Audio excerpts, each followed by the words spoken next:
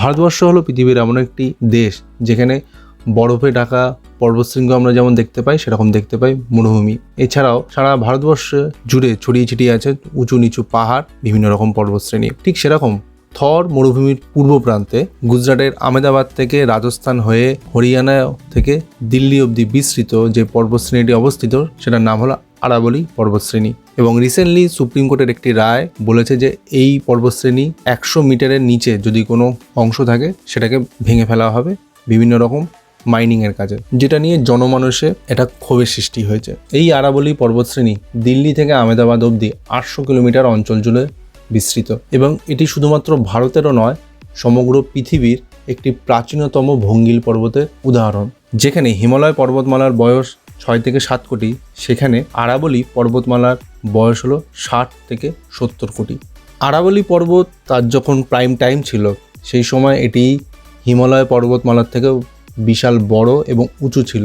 বহু যুগ ধরে ক্ষয় পেয়ে এবং বিভিন্ন রকম ভূ আন্দোলনের ফলে পুনরায় উত্থিত হয়ে আজ এই আরাবলী পর্বতটি দাঁড়িয়ে আছে। এই পর্বতমালা যদি গড় উচ্চতা ধরা হয় সেটা 600 থেকে 900 মিটারের মধ্যে এবং এর সবথেকে উঁচু শৃঙ্গ হলো গুরু শিখর। তবে আকারে আয়তনে ছোট হলেও আরাবলী পর্বতমালার যে অবস্থান সেটা খুবই গুরুত্বপূর্ণ। পশ্চিম থেকে আসা যে মরুভূমির সম্প্রসারণ সেটা পূর্ব দিকে এটা শুধুমাত্র রোধ করছে তা কিন্তু নয়, দিল্লি হরিয়ানা সংলগ্ন বিস্তীর্ণ অঞ্চলে জলের যোগানও কিন্তু আরাবলী পর্বত একটি গুরুত্বপূর্ণ ভূমিকা রাখে।